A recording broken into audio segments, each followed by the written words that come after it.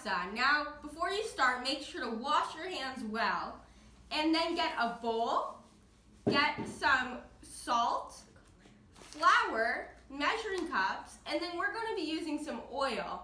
And make sure if you're going to be using oil, get some kosher for Passover oil, and most traditional matza doesn't have oil. Make sure there's a parent there to help you every step of the way with anything you can't do. And now, turn on the oven to 500 degrees and place a baking sheet upside down and put it in the oven while it preheats. Sophie, don't forget, everyone's gonna need a rolling pin or something else to roll with. And last, make sure to print out the recipe or have the recipe beside you. Have fun! Now, first we're going to be sifting together flour and salt. You can get a fork or something to mix with and put both in.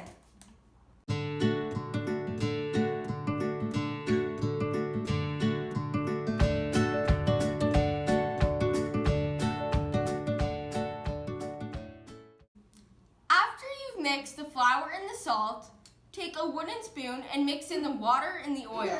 If the dough is very dry and crumbly, continue adding water, 1 teaspoon at a time until you have a firm elastic dough. Turn the dough out onto your kitchen counter and knead by hand until the dough is a smooth ball.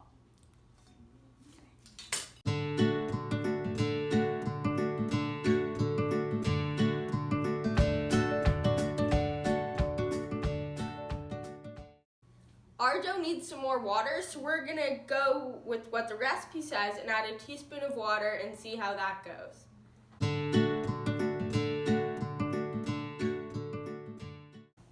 Once you have your dough ready, cut it into 4 equal pieces. And then once you're ready to roll it, sprinkle some flour onto your table and get ready. Now, get ready to roll. Once your dough is thin, get a fork and prick the rolled out dough all over it, piercing straight through the matza. Be careful when you're using the fork and make sure to ask a parent to help you out.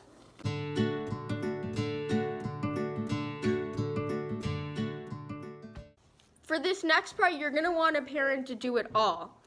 A parent should carefully place the dough onto the preheated baking sheet in your oven and bake this matza for 10 minutes.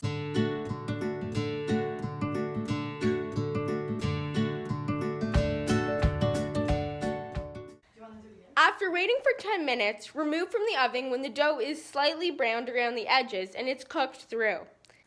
I hope you had a great time making the matza. Hag Sameach!